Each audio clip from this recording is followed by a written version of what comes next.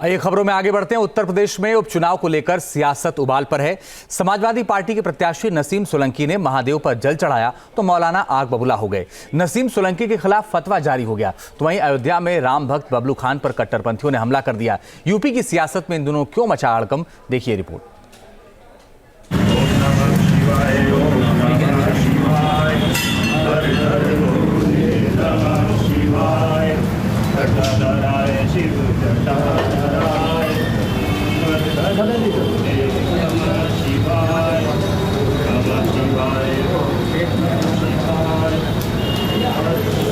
कानपुर में मुस्लिम कैंडिडेट ने किया जलाभिषेक तो मुस्लिम मौलानाओं को रास नहीं आया।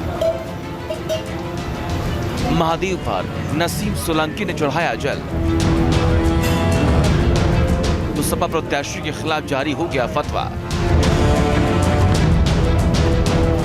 नसीम सोलंकी की शिव साधना पर भड़के मौलाना।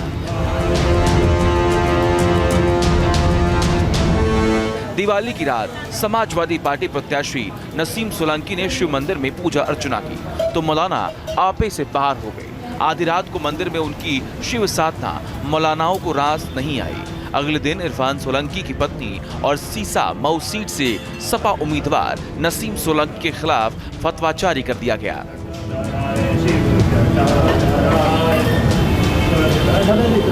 जिस महिला ने भी अगर अनजाने में किया है तो वो शरीयत की नजर में वो मुजरिम है और वो शरीयत की गिरफ्त में है।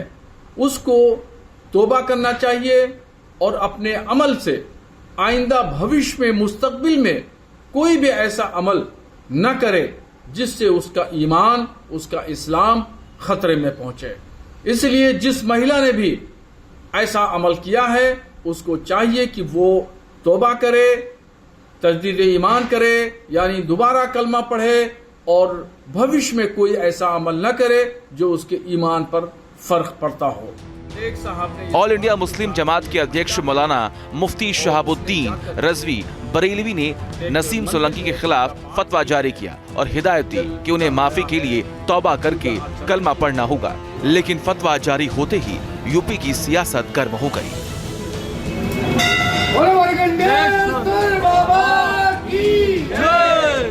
तो हमारे यहाँ एक उसूल है कि हम किसी मूर्ति की पूजा नहीं करते, बल्कि हम बराह रास्त उस नूर की और उस ताकत की पूजा करते हैं जो सारी कायनात का खालिक और मालिक है। उसका कोई आकार नहीं है।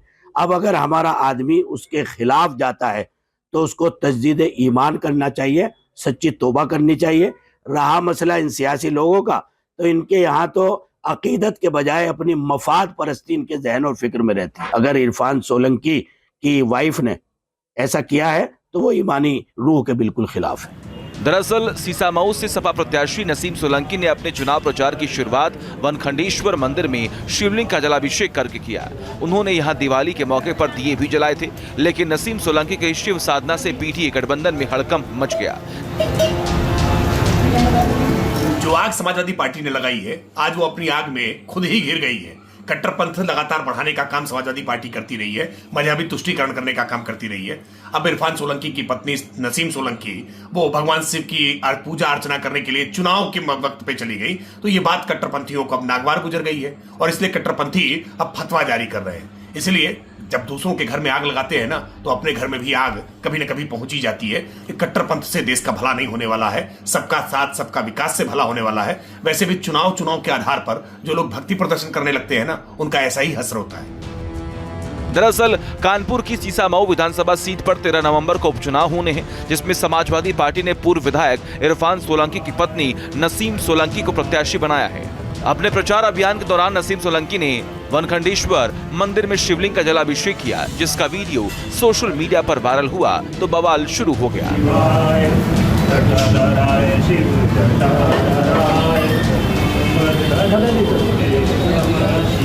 तो वही नसीम सोलंकी के वनखंडेश्वर मंदिर में दीपावली की रात पूजा अर्चना करने के बाद हिंदू संगठन भी एक्टिव हो गए। उन्होंने अगले ही दिन मंदिर का शुद्धिकरण कर दिया। मंदिर में आने वाले भक्तों और मंदिर समिति के लोगों ने गंगा जल से बकायदा मंदिर को धोया और उससे शुद्ध कर दिया।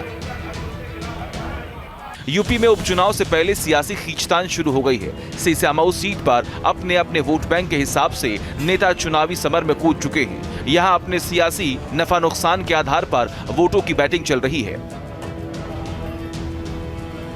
उपचुनाव के लिए यूपी में सियासी बिसात बिछ चुकी है। एक तरफ शिव साधना को लेकर नसीम सोलंकी के खिलाफ फतवा जारी किया जा रहा है, तो वहीं दूसरी ओर अयोध्या में राम भक्त बबलू खान और उसके परिवार पर हमला हो गया। बबलू खान और उनके परिवार पर इसलिए हमला हुआ क्योंकि वो अपने ऑफिस में दीपावली मना रहे थे और राम भजन बजा रहे थे, लेकिन यही राम भजन बजाना उन्हें भारी पड़ गया। मुस्लिम पड़ोसियों ने उन पर कुल्हाड़ी से हमला कर दिया, जिसमें वो घायल हो गए। और मेरे कार्यालय पे कुछ मेरे मित्र आए थे, तो हमारे फॉर्च्यूनर को अंदर मंगवा करके डिक्की खुलवा करके गाना लगवा दिया, राम आएंगे तो अंगना सजाएंगे। तो मेरे पटीदार उनको ना गंवारा गुजा, वो उनको अच्छा नहीं लगा और वो सबको गाली देने लगे।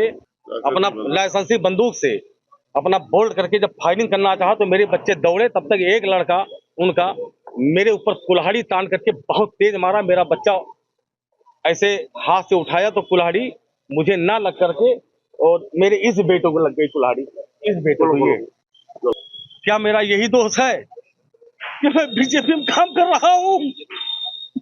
मैं भाग जाऊं, मुझे न्याय चाहिए, पूरे परिवार को न्याय चाहिए।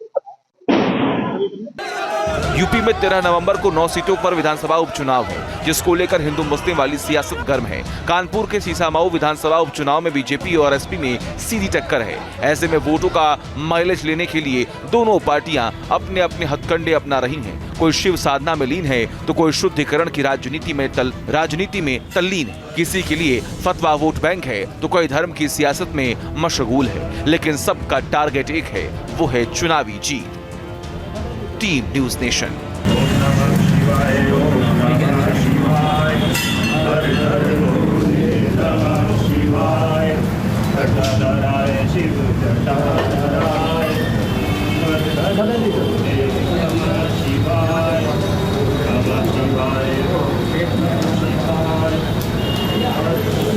कानपुर में मुस्लिम कैंडिडेट ने किया जलाभिषेक, तो मुस्लिम मौलानाओं को रास नहीं आया।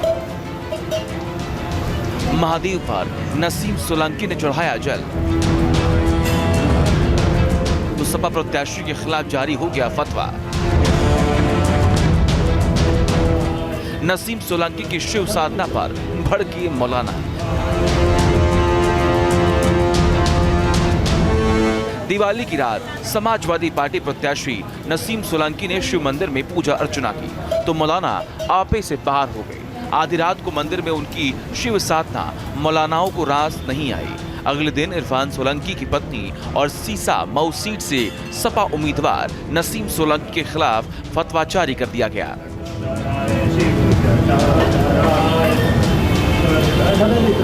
जिस महिला ने भी अगर अनजाने में किया है तो वो शरीयत की नजर में वो मुजरिम है और वो शरीयत की गिरफ्त में है।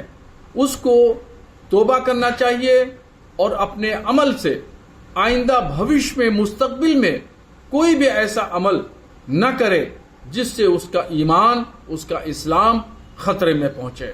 इसलिए जिस महिला ने भी ऐसा अमल किया है उसको चाहिए कि वो तौबा करे, तजदीद ईमान करे, यानी दोबारा कलमा पढ़े और भविष्य में कोई ऐसा अमल न करे जो उसके ईमान पर फर्क पड़ता हो।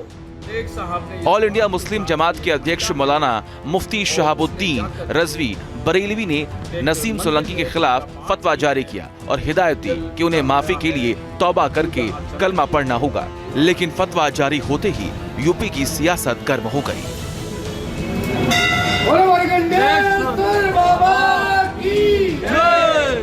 तो हमारे यहाँ एक उसूल है कि हम किसी मूर्ति की पूजा नहीं करते, बल्कि हम बराह रास्त उस नूर की और उस ताकत की पूजा करते हैं जो सारी कायनात का खालिक और मालिक है। उसका कोई आकार नहीं है। अब अगर हमारा आदमी उसके खिलाफ जाता है तो उसको तजदीद ईमान करना चाहिए, सच्ची तौबा करनी चाहिए। रहा मसला इन सियासी लोगों का, तो इनके यहाँ तो अकीदत के बजाय अपनी मफाद परस्ती इनके जहन और फिक्र में रहती है। अगर इरफान सोलंकी की वाइफ ने ऐसा किया है तो वो ईमानी रूह के बिल्कुल खिलाफ है। दरअसल सीसामऊ से सपा प्रत्याशी नसीम सोलंकी ने अपने चुनाव प्रचार की शुरुआत वनखंडेश्वर मंदिर में शिवलिंग का जलाभिषेक करके किया। उन्होंने यहां दिवाली के मौके पर दिए भी जलाए थे, लेकिन नसीम सोलंकी के शिव साधना से पीटीए गठबंधन में हड़कंप मच गया। जो आग समाजवादी पार्टी ने लगाई है, आज वो अपनी आग में खुद ही घिर गई है। कट्टरपंथ लगातार बढ़ाने का काम समाजवादी पार्टी करती रही है, मजहबी तुष्टीकरण करने का काम करती रही है। अब इरफान सोलंकी की पत्नी नसीम सोलंकी वो भगवान शिव की पूजा अर्चना करने के लिए चुनाव के वक्त पे चली गई, तो ये बात कट्टरपंथियों को अब नागवार गुजर गई है और इसलिए कट्टरपंथी अब फतवा जारी कर रहे हैं। इसलिए जब दूसरों के घर में आग लगाते हैं ना, तो अपने घर में भी आग कभी न कभी पहुंच ही जाती है। ये कट्टरपंथ से देश का भला नहीं होने वाला है, सबका साथ सबका विकास से भला होने वाला है। वैसे भी चुनाव के आधार पर जो लोग भक्ति प्रदर्शन करने लगते हैं ना, उनका ऐसा ही हश्र होता है। दरअसल कानपुर की सीसामऊ विधानसभा सीट पर 13 नवंबर को उपचुनाव होने हैं, जिसमें समाजवादी पार्टी ने पूर्व विधायक इरफान सोलंकी की पत्नी नसीम सोलंकी को प्रत्याशी बनाया है। अपने प्रचार अभियान के दौरान नसीम सोलंकी ने वनखंडेश्वर मंदिर में शिवलिंग का जलाभिषेक किया, जिसका वीडियो सोशल मीडिया पर वायरल हुआ तो बवाल शुरू हो गया।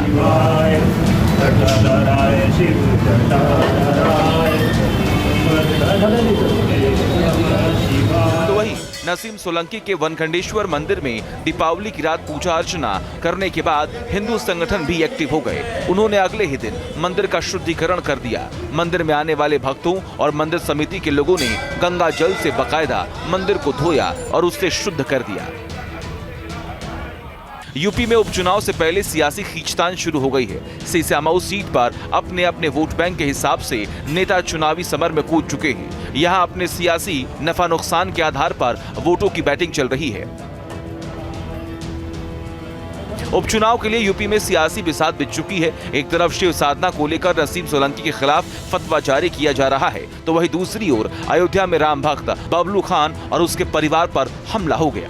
बबलू खान और उनके परिवार पर इसलिए हमला हुआ क्योंकि वो अपने ऑफिस में दीपावली मना रहे थे और राम भजन बजा रहे थे, लेकिन यही राम भजन बजाना उन्हें भारी पड़ गया। मुस्लिम पड़ोसियों ने उन पर कुल्हाड़ी से हमला कर दिया, जिसमें वो घायल हो गए।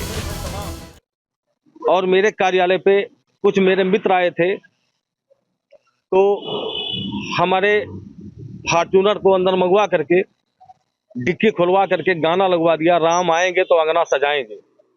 तो मेरे पटीदार उनको ना गंवारा गुजा, वो उनको अच्छा नहीं लगा और वो सबको गाली देने लगे। अपना लाइसेंसी बंदूक से अपना बोल्ट करके जब फायरिंग करना चाहा तो मेरे बच्चे दौड़े, तब तक एक लड़का उनका मेरे ऊपर कुल्हाड़ी तान करके बहुत तेज मारा। मेरा बच्चा ऐसे हाथ से उठाया तो कुल्हाड़ी मुझे ना लग करके और मेरे इस बेटों को लग गई कुल्हाड़ी, इस बेटों को। ये क्या मेरा यही दोष है कि मैं बीजेपी में काम कर रहा हूँ?